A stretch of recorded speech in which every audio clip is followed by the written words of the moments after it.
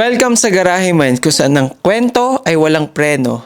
Kaya tara, paandarin na natin to. Go to a place knowing that you'll probably be changed. What not to do and what to do. do. Yeah. Maganda nun!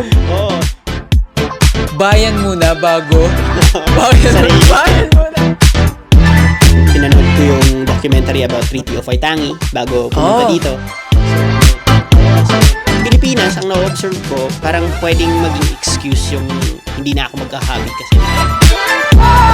First name yung tatawagin mo, boss mo.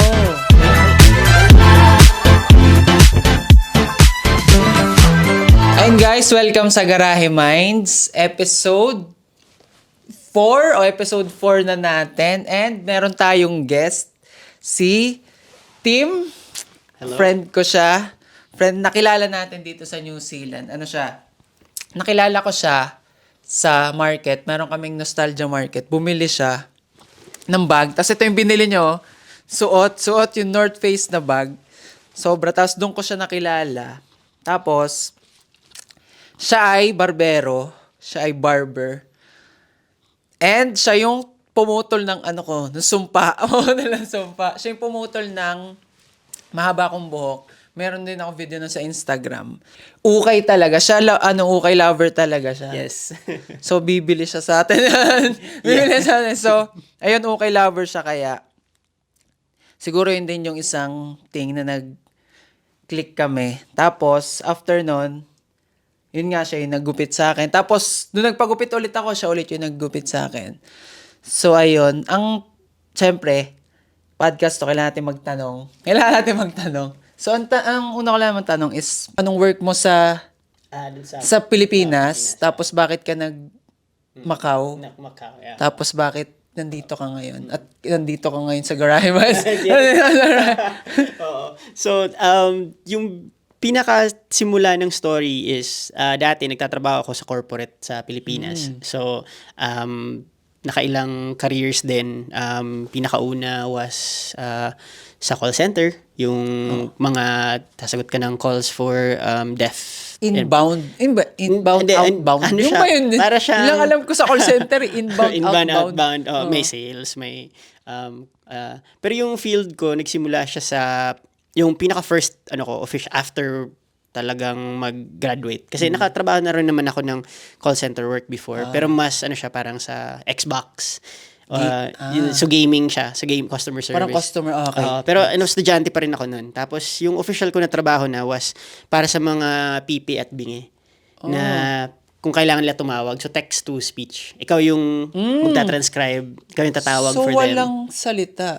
Sila ang walang salita, pero yung other end, kakausapin ko yung nasa kabilang end ng telepono. Okay. So itatranscribe ko yung parang kailangan nila bumili ng flowers, for example. Okay. So, ganun yung trabaho ko Hirap before. yun, Oo, kailangan mabilis ka mag-type. So, natuto akong mag-type na mabilis sa career na yun. Tapos, naging data analyst ako nung Wait trabaho lang. na yun. Ka tinataras. Paano pag pinower trip ka nung May kailangan kang sabihin ng mga like say, sorry, kailangan ko kasi siyang i-type. Tapos, kung alam na ng client dun sa kabilang side, like say yung Order or yung orderan, may intindihan naman nila. Okay. Pero yung ibang nahihiya na hindi... Joker yung may mga speedrun talaga. So kapag nagpumilit silang hindi magsasalita, or nagpupumilit silang magsalita na mabilis, ang ginagawa ko, tina-type text, talks too fast. Ganun na lang. So naiintindihan naman. Okay. Ayun, tapos, 'di ba, naging doon ka sa ganun. Tapos, ano sunod na? So, nag-corporate na ako. Naging data analyst ako dun sa company na yun. Tapos, after nung pag-create ng report sa kanila, natuto akong mag-Excel. Tapos, lumipat ako ng career, nagtrabaho naman ako sa bangko. So, Ay, wow. Ganun. corporate laging. Naka-polo. Oo. Tapos, naka-tuck-in yun, di ba? Oo, polo, tuck-in, leather shoes. Saka, kailangan 2 weeks gupit. Kailangan every Okay. Pero medyo mas open naman sa company namin in terms of policies. Pero kailangan presentable ka talaga. And clearly, kahit sa sarili mong volition, parang gusto mo talaga nagpe-represent ka ng maayos. So, yun, natuto bumili sa Muji. Tapos doon na ako nagsimulang, parang naisip ko, kailangan ko pumorma pero wala akong panggastos ng porma. So, mag-ukay kaya ako. Totoo. Di ba? Tas doon na, nagkakaroon ka na ng build na gusto ko quality, gusto ko ng ganito. Pero since ang idea mo nga is gusto mo budget friendly, pupunta ka sa lugar na Totoo. makukuha mo yung value na budget allowed. Allowed lang ng budget mo. Ah, okay. So, after nun, doon ako nagsimula maging barbero kasi after ko magstay, nung nagko-corporate na ako, parang naisip ko, mas gusto ko pa rin talaga yung creative na approach sa pagkikita ng pera. And yung purpose ko, nahanap ko by just trying to take care of people. Yun na yung start ng career ko kasi after nun, so nag-quit na akong corporate, doon na ako nagkaroon ng opportunity mapunta naman ng Macau. Nung college ka, nagugupit ka na? Hindi pa. Ayun, Wala si Tim nga pala, guys. Ano to, scholar ng bayan. Saan scholar ng bayan to? Galing UP Diliman, no? Hindi ko Diliman ka ba? Actually, parang naisip ko nga baka hindi natin sabihin yun sa podcast. Pero Sasabihin ko. sabi na niya. Scholar to ng bayan. So, ano kang graduate ka ng? Ang UP Diliman. Anong course mo nga? Public Administration. Hindi ka nagupit sa... Hindi. Ako lang, pinost ko nga yun sa Facebook one time na Hindi ka nagupit sa... kung may chance lang ako, dapat yun na lang Sa yung UP kinuha Fair? kong career. Oo. Kahit siguro alam ko may parang, hindi siya exactly cosmetology, pero may parang ganung klase ng career sa home economics ata na department. So, pwede kang matuto ng makeup, pwede kang matuto ng... So, yun yung masteral mo. I wish. Diba? Masteral mo. May masteral ka na. Wala pa.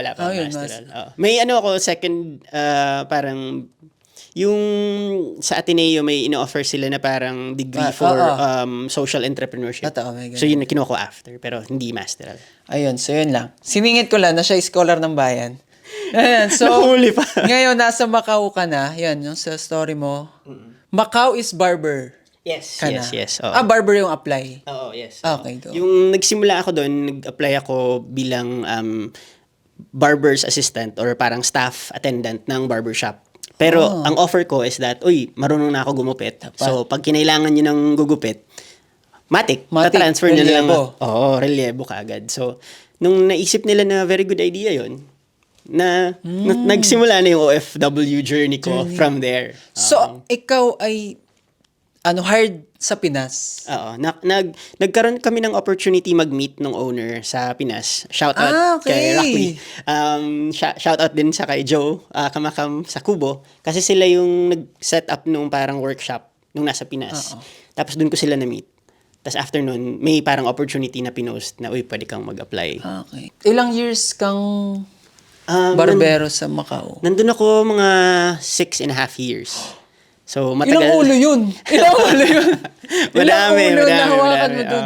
Shout out sa Too Legit LTD. Sila yung barbershop kung saan ako nahubog. Grabe. Bakit ka nag-decide?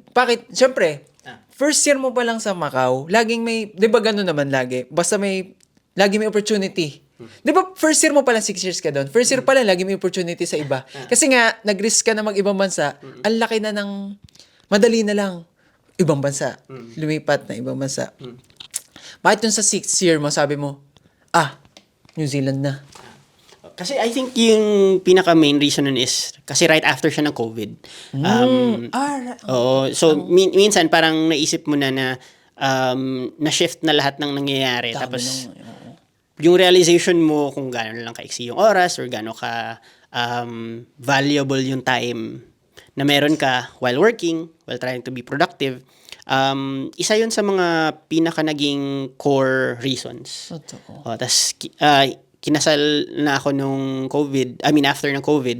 So, pagka uwi ko ng Pinas, prepare na ako para dun sa wedding. Sa wedding, oo. So, ang pinaka naging idea was that kung may wedding, ang kasunod nun is kailangan kong makasama si Mrs. or at least mag-prepare for that point. So, yun yung naging parang realization na New Zealand could be that place to raise a family. And everything na na-appreciate ko sa Macau was clearly a point in time for me to get to that point. New Zealand. From Macau to New Zealand, na-book na. Ilang months na lang. Ilang months ka before nag-book? 3, 2? Basta ganun din. 3 months. So, mas mura kasi pag syempre mas mahaba yung time. So i-ano mo kami dun sa process ng booking hanggang sa makatapa ka dun sa siguro Land of the Aotearoa. So ang pinaka I guess ang naaalala ko is that most flights na na-encounter ko sa buhay ko was just basically short. Ang 3 hours ang maximum. Cebu pa? Hindi. Siguro mga 5 hours naman siguro kasi nakabisita naman ako ng Vietnam. Okay. So, kasama si Mrs. Bakasyon. Pero yung pinaka-idea lang na ang tinitignan kong flights is clearly over 12 hours. At ang pinakamurang makikita mo is 19 hours yung flight. May stopover sa Kuala Lumpur, may stopover sa Sydney. Tapos, parang doon ka na magkakaroon ng realization na, uy, malayo pala talaga to. Layo nito Like, umuwi. physically. Ang layo umuwi. So, kasi, yun, si team nga pala, Macau, guys, inaano nito, inuuwian nito ang guys, inuuwian nito ang Pilipinas. Hindi parang, yun nga, yung, Hindi, malapit lang kasi siya. nakwentuhan So, namin na, hindi sila LDR. Kasi, from Macau to Philippines, binabiyahe. 2 hours lang naman yung flight from Pilipinas. Makauwi ka. So, nauwi-uwi siya. So, every 4 months, nagkikita kami ni Mrs. Grabe, every 4 months ka na uwi. So, I mean, hindi man all the time, pero especially before nung mamimiss mo yung misis mo. Tapos, alam mo yun, so, yung book. So, like say, yun ang pinakamagandang advantage ng mga OFWs na malapit sa Pinas. Malapit, oo. You might as well, umuwi ka na. Oo. Kasi, parang iniisip mo, hindi mo magastos or dapat pinapunta na to. Paano yung mismong mental health mo na Totoo. na ang lapit nga lang ng Pilipinas pero ang tagal mo pa rin makauwi. Gawin mo na, umuwi Totoo. ka. So, yun ang na-appreciate ko sa Macau. And yun din siguro yung parang realization ko na nung nagbubook na nga ako ng ticket na ang layo. Layo. Literal. Tapos nung nabook ko na siya, naiisip ko na yung parang may mga instincts ka kasi na paano mo nadala yung previous self mo sa Macau. Tapos kailangan panghawakan mo yun ulit kasi clearly hindi ka na babalik sa familiar ka na lugar. Papasok ka na naman sa isang lugar na hindi Bago ka. na naman. Oo, bago. So, yun. May mga nakilala ko sa flight na sobrang cool, mga katabi ko. Sa flight? Oo, mga yung isa kong katabi sa seat is Indiano na mag-aaral siya sa Australia. Student visa. Student visa siya sa Australia. Tapos yung isa, travel agent siya. Kasi 3 yung upuan namin. Travel agent siya na, I think, Colombian siya. Pero based siya sa Australia. So, yun. Parang marami kang buhay na already na i-encounter. Grabe, no? Ang productive ng mo sa airport. Ako wala. Hindi kasi sa Kantas kasi, from Pinas, Kantas, lahat ng sakay nun, pamuntang New Zealand. New Zealand ka agad. So, yung ganda nun sa'yo. Tapos yung flight ko sa Australia papunta dito sa New Zealand. So iba na naman yung couple sila na nagbabakasyon sa Australia. Tapos sabi lang nila, mabilis lang yung flight. Tapos tinabi ko, 5 hours yung flight na nakalagay. Bakit mabilis? Tapos time zone difference lang pala. Totoo. So literally parang under 3 hours lang yung actual na flight. Pero kailangan mong i-switch yung relo mo. To +2. Ay, totoo. Totoo. Yes. So kaya naging 5 Kaya hours. nakakalito yung ticket eh. Oo. Yeah. So ako ready na ako magbasa ng libro, ganyan para lang sabi niya, hindi mo kailangan ng ganyang katagal. Andyan na. So ang cool, parang very very very fresh experience siya sa akin. Oo. Yung long flights. Oo, yung long flights. I think yun yung pinaka-fascinating aspect nun. Yung, hindi na pala kailangan ilipat yung bag ko. Kung same airline, same pero kung separate, ikaw yung mismo maglilipat. So, isipin nyo na lang yun, guys. Things to consider. So, yan. Ang dami mo nagawa sa airport, ha? Sulit yung ticket. Pagtapak mo sa grabe yung pakiramdam na no? Meron din akong ganun feeling, nasa bintana. New Zealand na to, Kasi ito, parang first country ko na talagang titira. Kasi nung nag-Dubai ako, one month, bakasyon yun eh. Pero, dito na ako. Meron akong ganun na parang, nakita ko sa window, nandito na ako. May feeling ng dread. Tapos, alam mo yan, may excitement. Dito na ako titira. Ayun, pag-apak mo dun sa,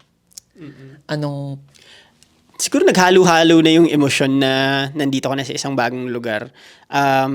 Tapos alam ko na-delay kami ng konti ng flight. So, parang naisip ko, hindi ko pwedeng tagalan yung paglakad-lakad ko kasi may nag-aantay na, alam mo yan, yung susundo sa akin. So, parang mas naisip ko, dapat maging considerate in everything. Pero, niramdam ko rin naman yung moment na nasa ibang lugar na ako. Kasi mas malamig eh. Totoo. 'Di ba? Pagkadating mo, parang feeling mo underdressed ka talaga eh. Totoo. Kahit na nagsuot ka na ng jacket and everything. Alam ko, Winter ka dumating? October ako dumating. So, hindi pa nga... Auckland? Oo, Auckland. Oo. So, sa Auckland ako dumating. Tapos, October yon. So, malamig pa din. Lamig. By Filipino standards, Oo. I would have to say. Sa Dubai nga, lamig ako eh. December. Lamig eh.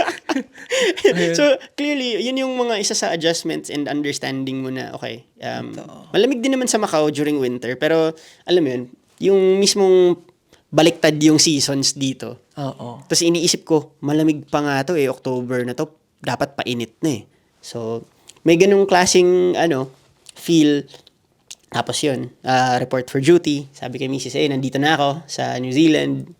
So, mga ganung klase ng bagay, parang nag-tick off lang ako ng mga boxes for yung memory ng first Tapos arrival. sabi mo, di ba, sabi mo, mahilig na pag-usapan natin, mahilig ka talaga magbasa. Kaya yung wife mo, mahilig ka magbasa. So, itong New Zealand, bago ka pumunta dito, binasa mo ba to? Nag-research ka? Yan, For sure, okay, cool. Alam mo ako, Yeah. hindi ako Hindi ka nag-research? Wala. Ako lagi yan alam ni Dana. Habang ako na interview, hindi ko alam kung alam ko lang kung sino, address at contact person. Yun lang, hindi ako Galing. kumpanya. Wala, pagdating ko doon, where's Tim? I'm looking for Tim.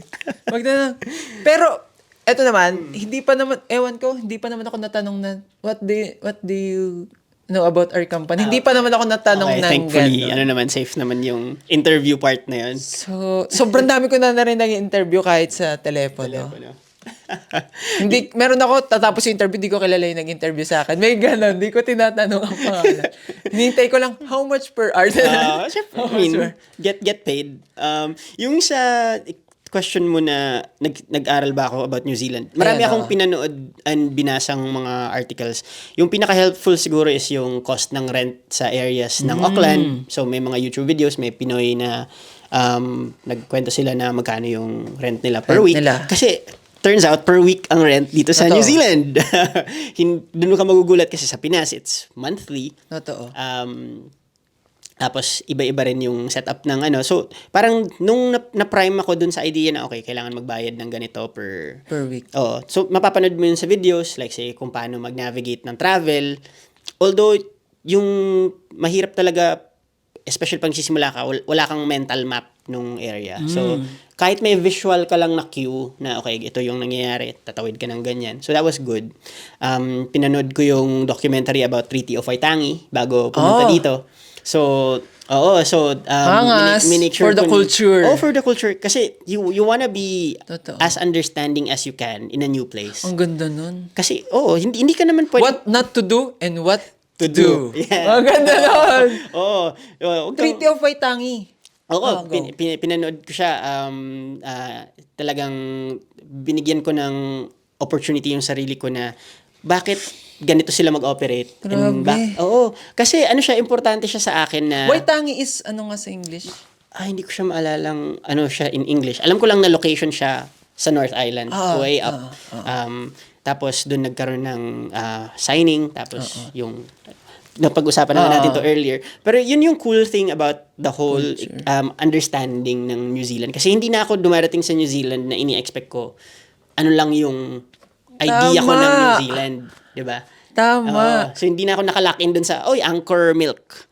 Kasi may ano ka. Meron kang yung mga natutunan mo ng paglapag mo ng Macau. Dapat nararal ko to nung una. Dapat ready ako sa mga ganito. Na-hold up tuloy ako sa ganitong lugar. Hindi. Halimbawa sa Pilipinas, guys.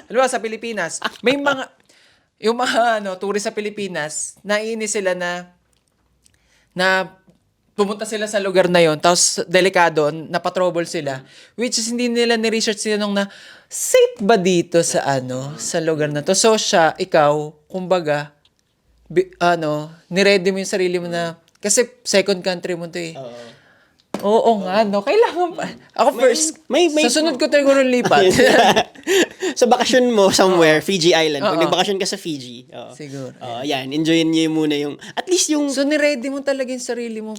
hindi ko naman masabing 100% ready Parang kasi. ano lang, oo. basic, Oo. basic. Ano siya, siguro natuto na rin ako sa mga paborito kong like say travelers, like si Anthony Bourdain for example, 'di ba? Lagi niyang nilalagay yung perspective niya as what do the locals do and what can you do as a traveler to become to have an experience na parang mas Attach. local. Oo. Hindi kayo yung parang nag-i-insist ka na pagkadating mo dito gagawin mo lang yung thing mo. Tapos ini-insist mo parang dapat Pinoy pa rin ako sa Foreigner Pilipinas. ako eh. Oo. Alam mo yun? Foreigner Oo. ako eh. May ganun akong dynamic na hindi ko siya nai-enjoy ang isang area pag ini-insist ko na Totoo. sarili ko lang yung Totoo. ginaganap ko dun sa travel ko. Totoo. May ganun ako experience eh, di ba yung kaliwa, yung sa ano, hindi ko, laging matututunan mo pag hindi mo inaral before. Lagi mo sa ano matututunan eh, pag mapapaano ka na, meron ako. Sanay ka sa Pinas, tatawid ka, kakala, tingin ka sa ano, tingin ka sa kanan. Ano? Dito tingin ako kanan, sabay liban. Beep! Kaliwa pala dapat. Kaliwa pala dapat. Left-hand titingin. driving po dito sa Kaliwa, New Zealand. save. Pak! Beep! Yun. Natutunan ko na. Natutunan ko na tumingin sa kaliwa. Pero manner pa rin siya na tumingin sa ano. Oh, I would say habits naman. Ayun. So, break muna tayo guys kasi may mga words ang ating mga sponsors. Yeah. Break muna. Magbabalik ang Garahe Minds. And we're back guys from our break sa ating, kita niyo yung mga words ng mga sponsor natin, napakababait. Napakababait. Thank you, sponsors. Thank you mga sponsors. Pag may commercial, kung gusto niyo ng commercial, email lang, nandyan sa link. Yun, so, ayun. Dumating ka dito, may work ka na, no? Yes. Same ng Macau, may work ka na. Oo, barbero din. Ako, dumating ako dito, wala akong work eh. Kasi dinala ako ng partner ko. Which is very cool, Dinala I ko. gotta say. So siya, ikaw, dumating ka dito work na, gano'ng kabilis? Ano mo kami doon sa ilang days bago nag-work, bago nakasettle, tapos, ang working, Auckland to, no? Auckland. So, Auckland kamusta kami yung nagsimula. dire-diretsong Yung work? pinaka-memory ko nung early Auckland days was that may kasama na kasi akong unang dumating kesa sa akin na Pinoy sa trabaho din. Same ano. Tas sobrang good friend ko na sa Pinas pa. Okay. So yung circle namin parang very very tight-knit na. So parang alam ko na kung anong kind of i-expect or anong gagawin and all that. Tas nakakatuwa na like say within 3 days ata parang hindi naman ako pinapasok agad. Nakatrabaho din ako after 3 days. So, may adjustment period. So, naglipat ng gamit, naglagay ng ano. Tapos, nakakuha na rin kami ng titirhan. So, alam mo yun, parang during those early periods, parang ano lang, nakapag-settle kami ng malapit sa trabaho, yung bahay.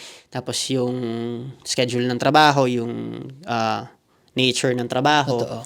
Ang mas napansin ko, mas mabilis talaga yung pace nung gupitan na ng pasukan ko kumpara sa Macau. Kasi sa Macau, mas ano kami, talagang By appointment? By appointment, mahaba yung oras, mas tutok ako dun sa experience nung client. So, dun sa, una kong nalipatan sa Auckland, mas parang streamlined. So, mas gupit-based talaga. Pabilisan. Tapos sa New Zealand, ano sila, parang pansin ko, hindi ganun sila ka-okay sa sobrang haba na haircut experience. So, may enough time lang talaga na mahaba na for them. Tapos after that, parang masyado nang mahaba. Parang may gagawin pa dapat ako, may pupuntahan ako.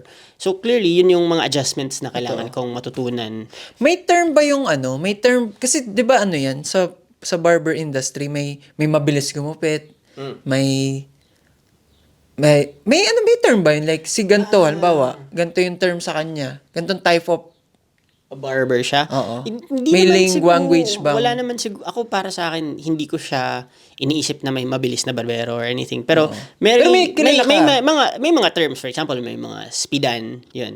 Parang, speedan. kasi mabilis. Or either, mabilis yung gupit ni client. So, alam na natin kung anong mangyayari dun sa gupit. So, Regular. Regular. Tapos, either, may kasunod na client, tapos maubos na yung oras. Totoo. So, may mga ganong concepts naman.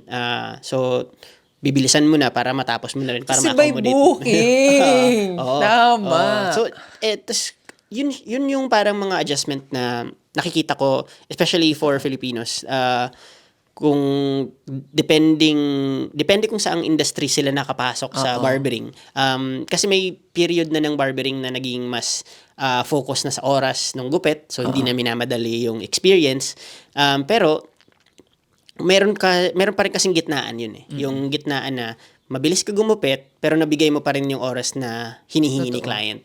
Kasi may mabibilis pero wala na. Totoo. I mean, may experience tayo sa gupitan na nagginupitan tayo na masyadong mabilis. Sobrang bilis. So hindi rin naman okay yun.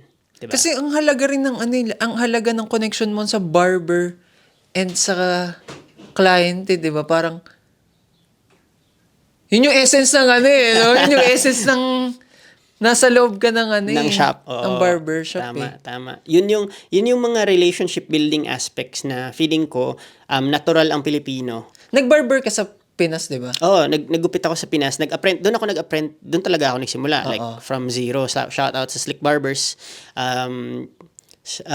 Sila yung, parang, yun yung pinaka-heart nung ginagawa ko. Totoo. Kahit na mapunta ako sa ibang bansa, mapunta ako sa ibang careers, yun pa rin yung pinaka-foundation ko ng gupitan. Solid nun. So,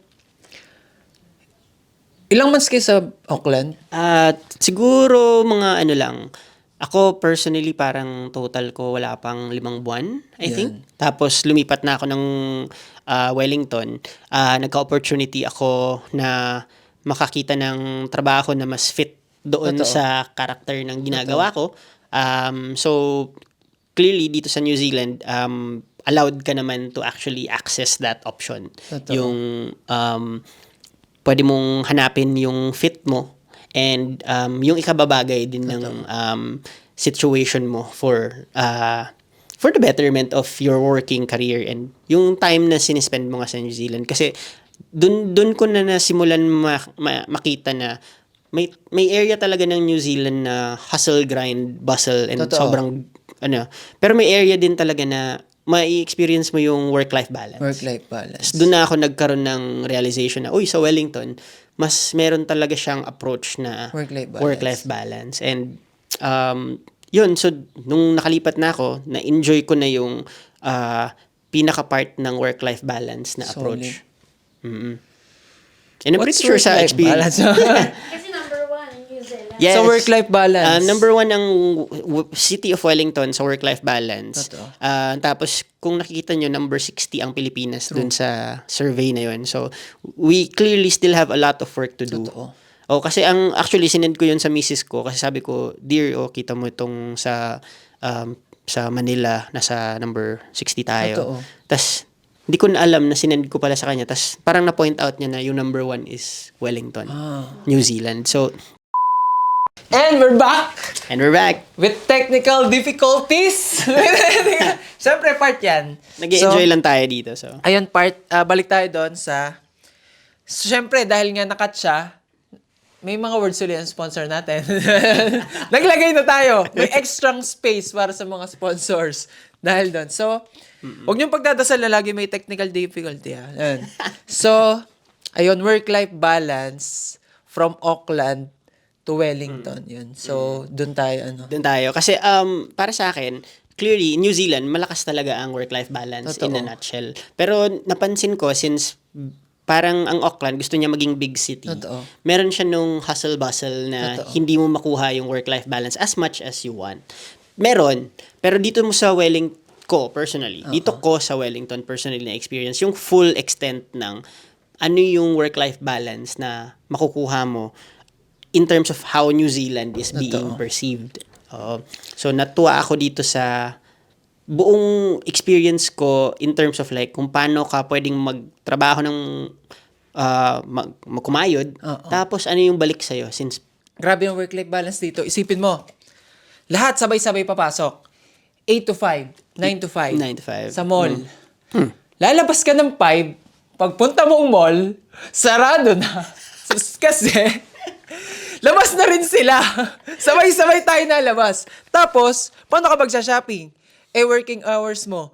Working hours din nila. So, walang tao. So, Wala sila nung Ang saya. wala sila nung idea sa Pinas na mag-shopping ka hanggang alas 10 ng gabi. Totoo. Walang ganung klase ng So, kailangan mag-shopping sa working hour. correct. Kailangan kung mag-schedule ka na sa lunch break mo, Totoo. and mag-schedule ka na sa day off mo. Totoo. So walang parang impulse purchase moments Totoo. na punta muna tayo Mega Mall tapos Totoo. 'di ba? Tingnan lang natin window shopping lang tayo tapos may nauwi ka sa window shopping mo. Totoo. Yun yung risk. Lifestyle wise, napansin ko rin hindi malalaki yung malls talaga dito. Hindi siya parang centralized all in one area. Auckland meron, pero sa Queen Street hindi rin siya ganun eh. Totoo. Kahit sa Sylvia Park, malaki na rin naman na yun. Pero hindi siya yung, alam mo yun, araw-araw mong pupuntahan Totoo. or may kailangan ka, so kailangan mo mag-drop doon. Yung culture nila dito, I think na-observe ko, is that lahat ng kailangan mong gawin, magagawa mo pa rin naman sa day off mo. Totoo. Hindi mo gustong parang takasan yung mga gagawin mo sa day off kasi parang gusto ko day off wala akong ginagawa kasi pagod na ako.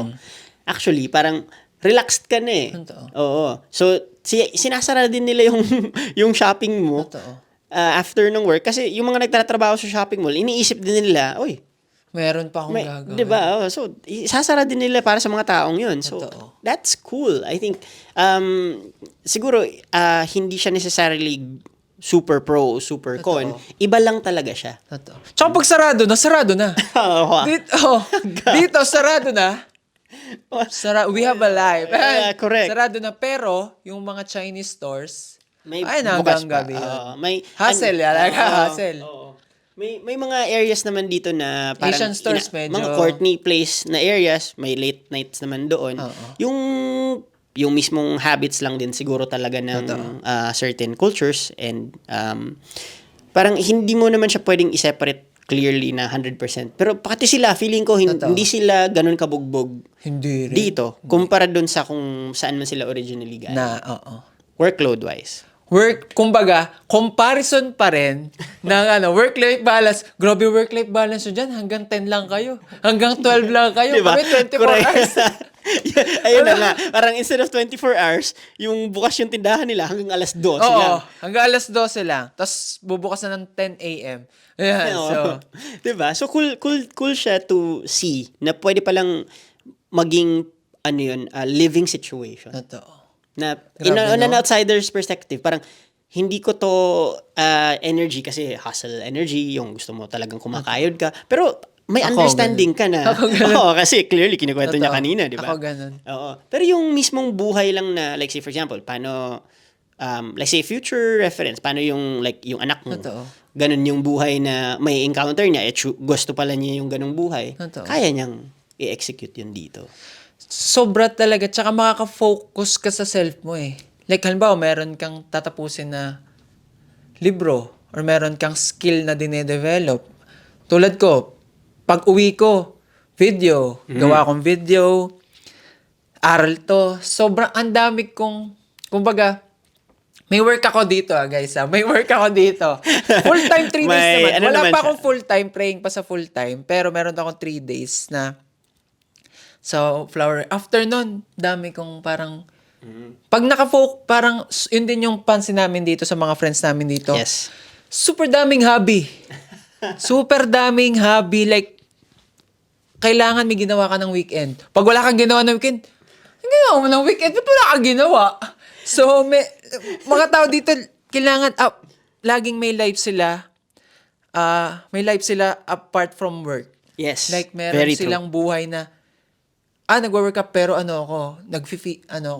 fisherman. Oh, yun, fishing. Rugby. Oo, Hindi rugby, football. Hindi Philippine rugby, Hindi guys. Philippine rugby. rugby. Oo, Ayan, so, respect sa ating Philippine team. Yung Hindi respect sa mga rugby boys. I mean, Respect sa mga rugby boys. iwit sa Ayan, sa life. Oo. So yun, parang basically, ang nakikita ko sa kanila is that kaya nilang punuin sa choices nila yung hobbies and activities na napapasok nila. So, sa Pilipinas, ang na-observe ko, parang pwedeng maging excuse yung hindi na ako mag-hobby kasi nagtatrabaho ako ng Totoo. or may mga sitwasyon na talagang overwork na ako, talagang underpaid. Wala ka nung Totoo. Dito, pag sinabi mong gusto kong mag-fishing, may opportunities ka talagang mag-fish. Totoo. May capacity ka to buy the equipment that you can enjoy for fishing. Tapos meron kang community na, like hanap ka ng fishing club. Hanap ka ng, alam mo to, parang like say social groups. Kasi sa New Zealand, pansin ko malakas yun eh. Sobra. May run club sila, meron silang Sobrang daming clubs dito. Super daming club. Lahat dito may club. Netball club, volleyball Lahat club. ang daming oo. club. Shout out sa isang Filipino group na nakwento sa akin na sa ng client ko. Totoo. Sabi niya may volleyball group daw dito na All Ducks. Oh! So, di ba? Yun yung hindi apply on All Blacks of course sa mga, All Blacks. sa mga All Blacks. Gets. di ba? So Gets, yun gets. yung ano nila. So clearly kahit yung mga Pinoy, meron din silang basketball clubs Sobrang dito. dami. Sobrang dami. So yun ang nai-enjoy ng mga tao sa New Zealand kasi clearly hindi naman sila puro nag-iisip na parang batugan lang yung sasali ng club or Totoo. alam mo yun, parang escapist ka kaya hindi ka gumagawa ng trabaho kaya ka na sumasali dito sa hobbyist groups. Nagtatrabaho sila, kaya nakakapag-enjoy sila ng hobby nila. Tsaka yun din yung na-realize ko dito na yun yung essence kasi ng pagtatrabaho eh. Yung essence ng pagtatrabaho para magawa mo yung Mga bagay. hobbies. Yeah. Para makabili ka ng equipments. Yes. Makabili ka ng equipments para sa hobbies mo. Makapag-travel ka. At ayun, sobra yung parang yun ko na-realize na dati kasi meron akong parang parang meron akong thinking na 9 to 5 na ba yan? Hustler Yeah. kami. Yeah, correct. Hustler ako. Hindi, parang may tao talaga na mag-work and yung life nila is life nila outside work. Yun talaga yun sila. Correct. Yun sila. Like, ako din, nung na-realize ko na nag-work ako, ito ako eh. Di ba, may mga masaswerte lang, hindi naman masaswerte mga. May mga chance lang talaga na yung life na may mga tao talaga na yung hobbies nila, yun yung nagiging, ikigai. Yeah. Ikigai. Yes. Yung hobbies nila, naging yun yung source of income nila. Yes. Yun yung, isipin mo, yung hobby mo, is yun na rin yung source of income mo, and yun na rin lahat. Correct. Nahanap mo yung purpose mo. Nahanap mo yung ano. So, Diba? hindi naman lahat ganon, pero, yun, parang, dun na parang, eto yung work and life and balance. Balance, Work-life balance. Shout out sa sister ko, older sister ko tayo. Siya yung laging re-remind sa akin ng ikigai. Na hanapin mo or i-allow mo yung sarili mo na i-absorb yung idea na pwede mong mahanap yung Totoo. areas of life na balanse ka. Totoo. So, parang ultimately, yun yung parang biggest observations ko ng pinagkaiba ng lifestyle ng mga Pinoy at New Zealanders. And yung mga Pinoy na nandito na sa New Zealand, na-observe ko yung, alam mo yung parang balanse na Sobra. hindi na rin nila naiisip na parang, especially yung mga like say second generation na, Totoo. or alam mo yun, parang after na nung mga, na hindi na nila iniisip yung parang bakit ganito yung buhay sa Pinas, bakit ganito yung, kasi Totoo. na-build na nila yung life ng New Zealand eh. Yung upbringing mo bilang first generation, kasi clearly, yun nga, yung discussion natin, parang tayo yung mga first generation eh. Sa clan natin. Tayo yung nauna dito sa New Zealand, or kung saan man sa bansa kayo napunta, kung OFW kayo, lagi niyong iniisip na yung reference ng experiences nyo is galing sa Pinas. Totoo. And pag nalipat na kayo ng ibang bansa, tulad ng New Zealand, I really hope na ang memory ng good habits and good lifestyle upbringing, yun yung dadalhin mo sa ibang lugar. Tapos yung magagandang habits na nandito na, yung magagandang kultura na nandito na, i-adapt nyo. I-inculcate nyo sa sarili nyo. Totoo. Kasi hindi mawawala yung karakter mo bilang Pinoy. Dahil sa, okay, may gagawin akong bagay na mga napapansin kong maganda sa New Zealand tapos hindi namin to ginagawa sa Pilipinas kasi Pinoy tayo. Totoo. I think mas adaptive ang Pinoy than what most people think. And yun ang gusto kong i-insist na wag na nating dalhin yung energy na Pinoy sa Pinas pa rin yung galawan. Totoo. Ano mo yun, ano mo nga yun. Yung- explain mo nga yung... Okay. Na, hindi, wag mo explain. Bigyan mo lang example. I think yung pinaka hindi ko nakikitang advantage ng mga Pinoy na nag-ooperate nung mindset na Pinoy sa Pinas na hindi nag-a-adapt is yung pinaka misplaced na pride. Yung pride na parang feeling ko sobrang detrimental na parang mas magaling ako diyan or mas kaya naman namin yan kasi naghihirap nga kami sa Pilipinas tas ginagawa namin. Degree holder, doctoral ako eh. Ganon. Basta maraming energy na feeling ko. Doctoral ako ha. Ganon. Yun mga salutations dito first name yung tatawagin mo boss Totoo. mo. Walang doktor ano dito. 'Di ba? Kung si Joe ay si Joe kala tawagin mo siyang Joe, 'di ba? So Si Wilfred, yung general manager, Wilfred tawag ko. Wilfred! 'di ba? 'Di ba? So walang big boss dito, walang sir dito. So culture 'yun na pwede mong i-adapt kasi pwede mo naman sabihin sa sarili mo na ang salutations na gusto mo dun sa sir is sa mga taong tatanggap nung sir. So pag hindi nila tinatanggap yung tawag na sir, bakit mo sila tatawaging sir? Parang ganun lang yung, 'di ba? Gandang example Example nun. Yung ang mga hindi ko rin Kasi nasanay tayo na ganun eh.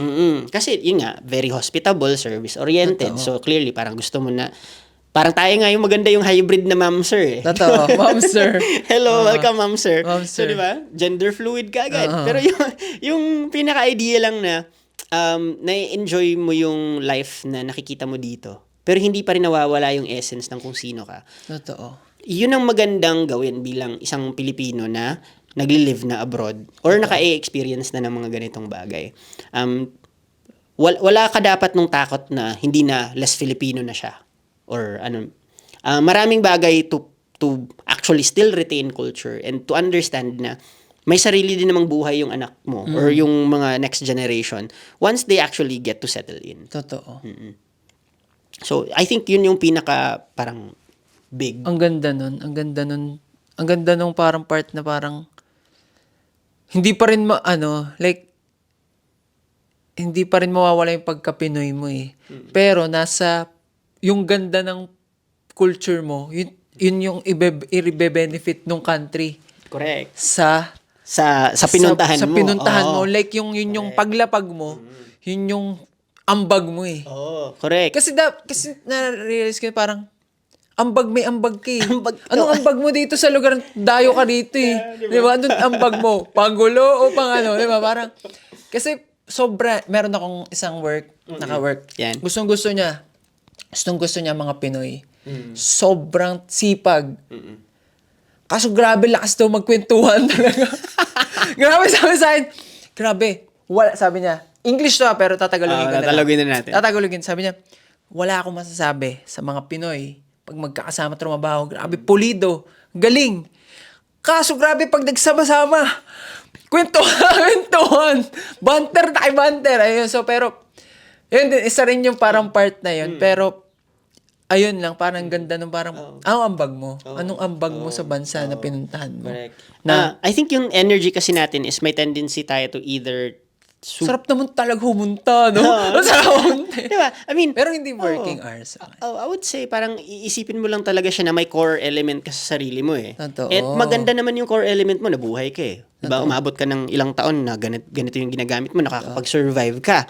So, clearly, yun yung dapat dalhin mo na positive energy. Totoo. At hindi kayo yung tipong parang dapat buong buo pa rin yung nangyayari or hindi ka na mag-a-adapt, hindi ka na mag-a-adjust. Ganda. Lahat ng pupuntahan mo, puro Pinoy na lang na activities.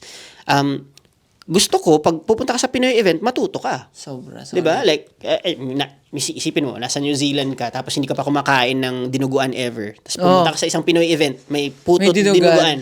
Diba? Na ano ka? Diba? Try mo. Oo. Pinoy experience yun eh. Pero hindi mo pwedeng parang sabihin sa sarili mo na, Pinoy lang ako, tapos dito ako, so ito lang yung kakainin ko forever. Totoo. 'Di ba? Nakalipat ka nga eh. Totoo. 'Di ba? Na-uproot mo nga sarili mo eh. So mag-contribute ka. Ambag talaga. Huwag ka matakot na idala yung ito yung ambag ko.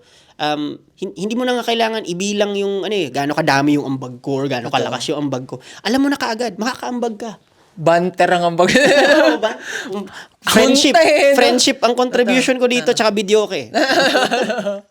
Tsaka lumpia. O, tsaka lumpia. O, Ganda nun. Sobrang solid nun. Parang, ang ganda, ang dami kong natutunan dun sa part na sa'yo na parang, mix ka ng, like, galing kang Macau, tapos Auckland, tapos New Zealand. Ang ano talaga niya yun, no? Like, totoo yun. Meron ako narinig na parang, change your city, change your life.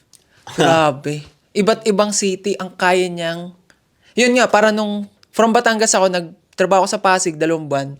Yung sa Chinese kong boss. Boss. Grabe, iniba niya yung, diba? ginanon niya yun. Oo. 2 buwan, ginanon niya yung ano ko. Correct. Mababago ka. And I think yun yung magandang travel concepts.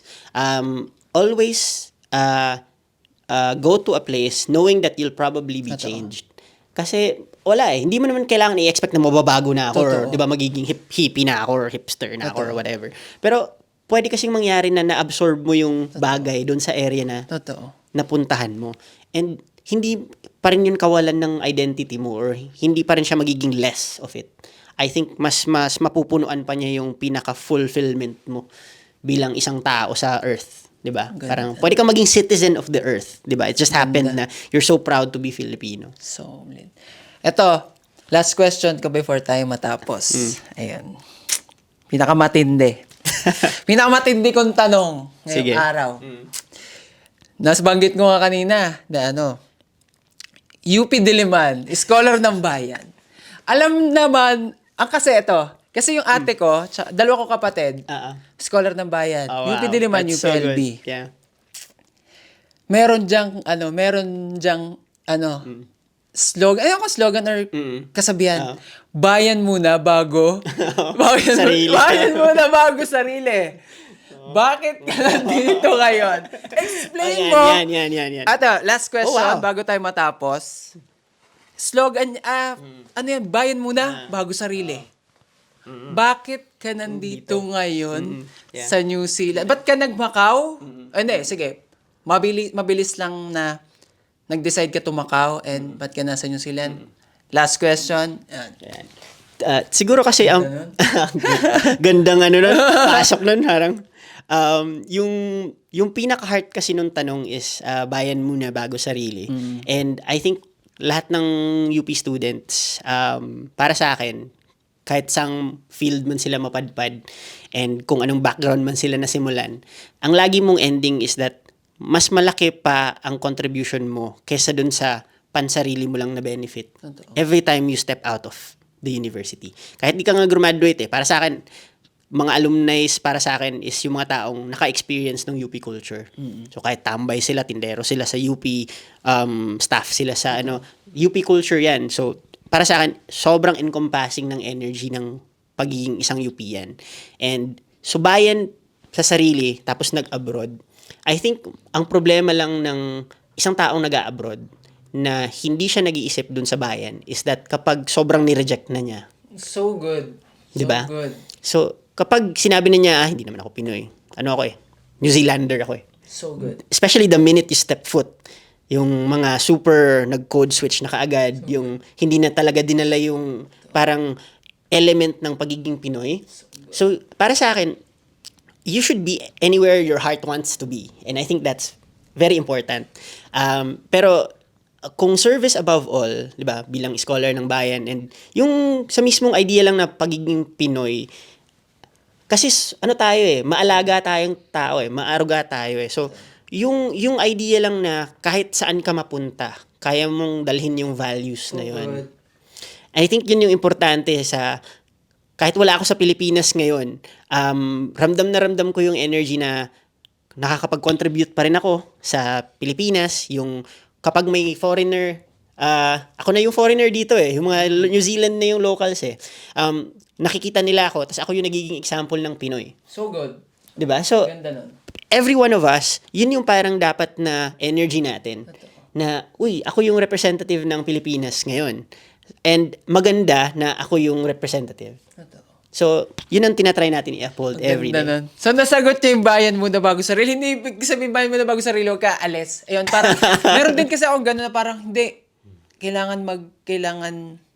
akala ko rin dati before ako umalis. Before ako mag-decide na pumunta rito, akala ko, iba yung magbe-benefit ng craft ko, ng skill ko. Pero, tandaan, nung na-realize ko rin na, ikaw yun eh. Like, kaya nagiging sobrang tindi ng isang tao kasi umalis ka sa comfort zone mo eh. Tapos, nirepresent mo yung culture mo, yung bansa mo, or yung industry mo through your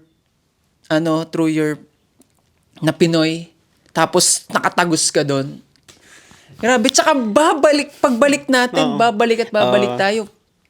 Yung pa rin naman tayo. Tsaka yun lang talaga na, pag tinalikuran mo, iba namang usapan Yun na nga. yun. Kasi pag tinalikuran mo, ibang usapan na. Iba kasi ang concept ng integration sa pagtalikod. Kasi yung integration, ibig sabihin nun, at some point in time, pwede ka nang maging Pilipino na nakatira forever sa kung saan ka naka-base. Kung nasa Macau man or nasa US or New Zealand. Integration means ikaw yung nag-assimilate. So, ikaw yung nakikontribute. Yung ambag mo, nilagay mo na doon. Yung mismong, energy, time.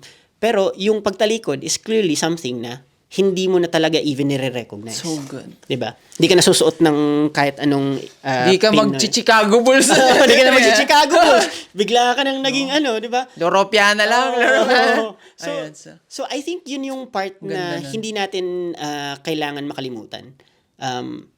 Wag natin kalimutan na may enjoy pa rin natin na pagiging Pinoy natin kahit nasa labas tayo ng bansa. May risk ng pagiging super anong tawag dito? Parang nasobrahan ka sa pagka-Pinoy sa So good. ibang lugar. So, Pinoy ako eh. 'di ba? So, pwede mo pa rin dalhin yung core elements mo, Ganda. pero pwede ka pa rin mag-adapt and pwede ka pa rin mag-absorb. Totoo. Kasi sila rin naman ma-absorb ka nila. Ayun. Sobrang solid nun, guys. Ito yung episode 4 ng Garahe Minds. Sobrang dami pang episode. Hindi lang to ang first time si Tim magigas ha. Napakamarami pa. Yun lang. Sobrang dami ko natutunan. Sana marami rin kayo natutunan. Ako din. Thank you sa inyong lahat. Welcome. Pa-shoutout lang. Sige. Shoutout. Shoutout lang. And yun. Last Yes. words. Shoutout sa tropa ko sa Pinas, si John.